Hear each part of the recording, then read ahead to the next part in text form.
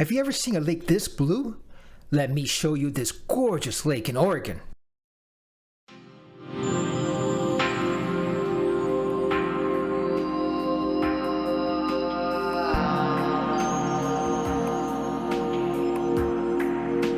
There are many places in national parks with the wow factor, the first time a fantastic scenery came into view. The first view of Crater Lake tops them all. It is jaw-dropping. It tops the first time I saw the Grand Canyon, the first time I saw Yosemite Falls, and the first time I saw the Grand Tetons. The deep blue color of the lake, surrounded by the tall rim, is breathtaking. This is one of those places you have to see to appreciate it. No amount of pictures or video can do it justice. For a video of the top sights at Crater Lake, see the link in the description or the link right here on the screen. So, how was Crater Lake created?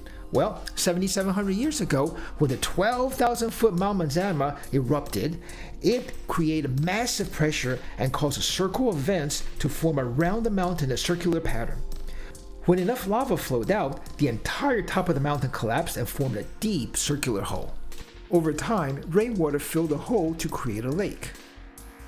There are no streams that flow into the lake, so the lake gets its entire moisture from rainfall and from snow.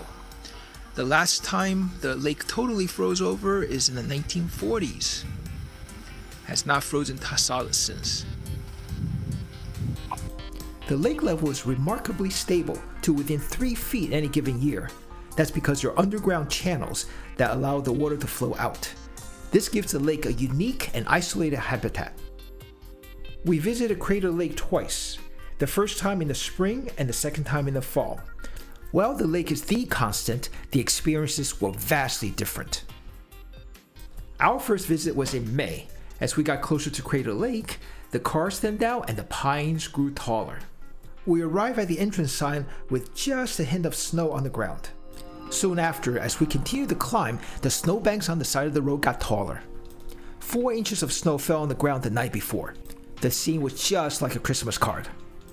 The snowbanks were so deep, nearly the entire steel visitor center was covered in snow. I looked out the window from the visitor center and all I saw was snow. The only areas open to vehicle traffic were the visitor center and Rim Village. We continued to Rim Village, 3 miles up the road. On this day, the only thing that was open was a gift shop and a small restaurant in the 3-story building. The snow here is also as deep as the roof, so you only see white snow out the window, except for a little window up on the 3rd floor that they cleared so you can see the lake. When we went outside, the temperature gauge read 27 degrees and the wind was howling. I said to Loretta, I brought my wool hat and gloves all the way out here for this exact reason. If there was ever a time to wear them, this is it. She smirked at me and said, all right, if you must. As we walked up the snowbank behind the building, the deep blue lake came into view. The snow-covered rim flanked a 25 square mile lake. The contrast between the deep blue water and the brown rim was mesmerizing. The lake is one of the clearest anywhere on Earth. Because the water is so pure, it only reflects blue light, absorbing the rest, and that's why the lake is so blue. The weather was changing minute by minute. As the cloud rolled in, the wind-blown snow made the lake invisible at times. The lake was so beautiful. I vowed that we would be back for the full experience, and we kept our promise.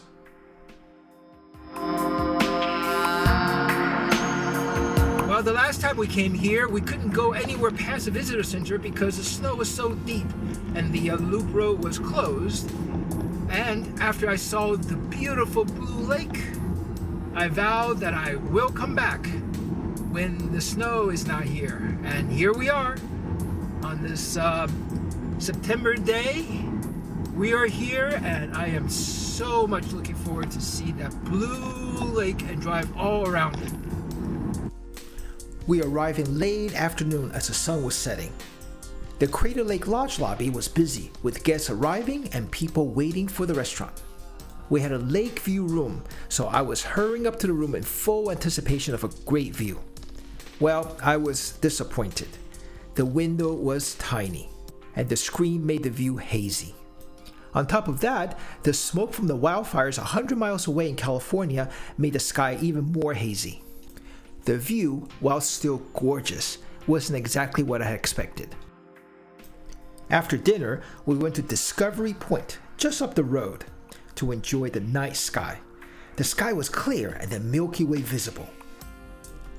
We got an early start the next morning and headed for Cleetwood Cove, the starting point of our 6-hour boat tour. The sun was out, but the sky was still hazy from the wildfires 100 miles away. Cleetwood Trail gets you down the lake, and it's the only trail that actually accesses the lake. Now you can swim, there's a boat dock here, there's a bathroom down there, and that's where the boat launches.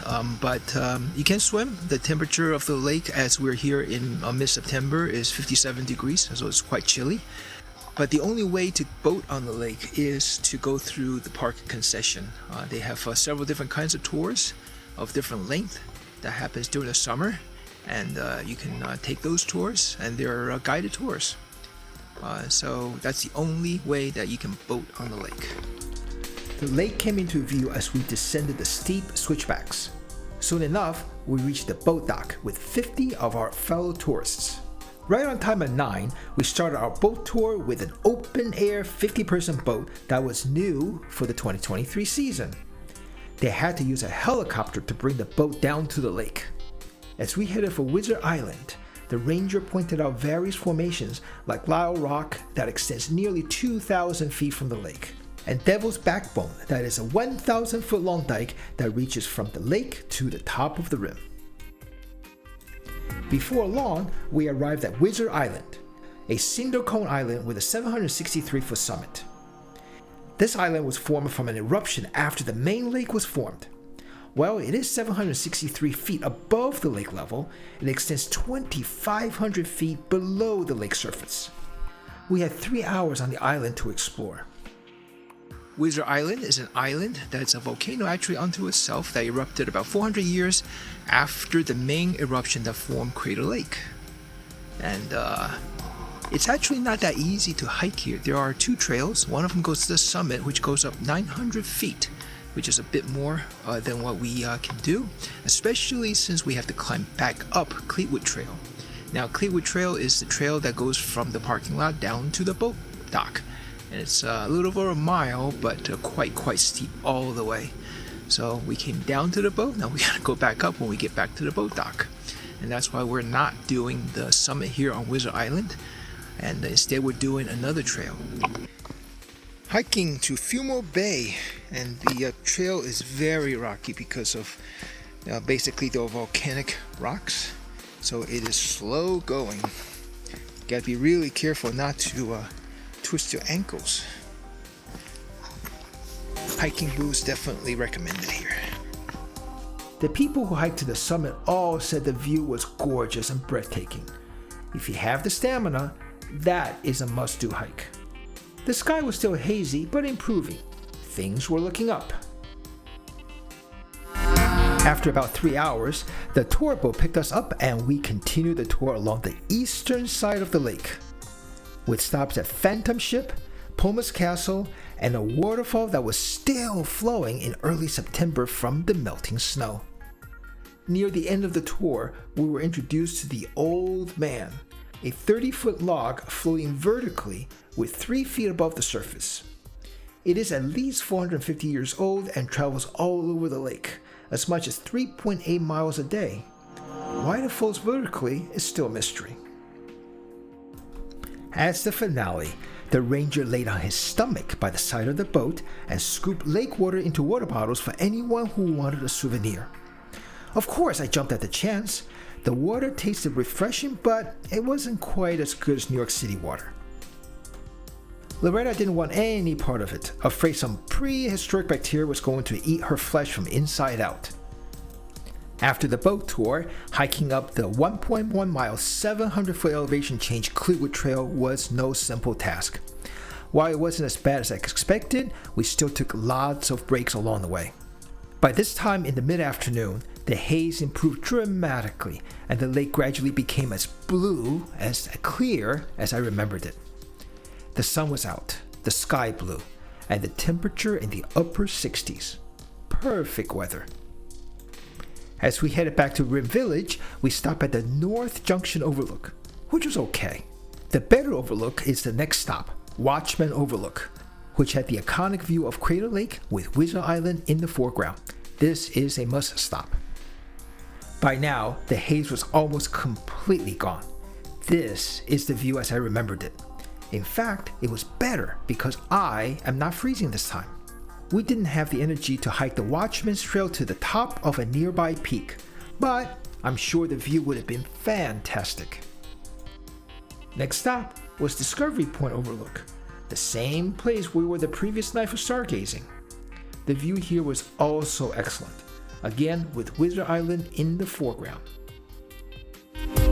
Back at Rim Village, we went to Sinnott Memorial Overlook, which is near the bookstore, for another great view. This time with the Wizard Island in the distance.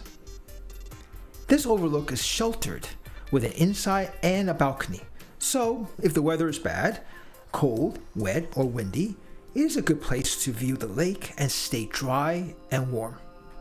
We had to make the most of our day, so even though parts of East Rim Drive was closed for major renovation, we drove as far as the road was open, which is Skell Head, and we stopped at the various viewpoints along the way. The view of Phantom Ship was nice, but because the sun was setting behind Phantom Ship, it was hard to see, especially with the water reflecting the sun.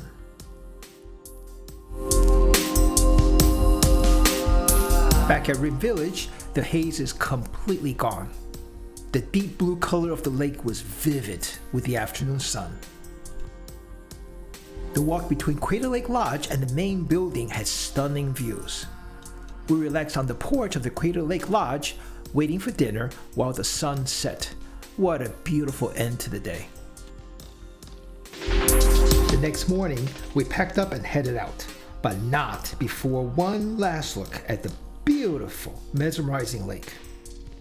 The sky was completely clear with no hint of haze. The sun was shining brightly, and the lake was deep blue. This is the view I will remember. Crater Lake National Park has a single focus, Crater Lake. It is one of the most beautiful places on Earth. Crater Lake is the deepest, purest, bluest lake in America and by far the most beautiful lake in a national park. We are on our way to visit all the national parks in the United States. Follow along by hitting the subscribe button below. Hit the notification bell so you know when a new video is released. Give it a thumbs up if you like this video, and please share it with everybody that you know.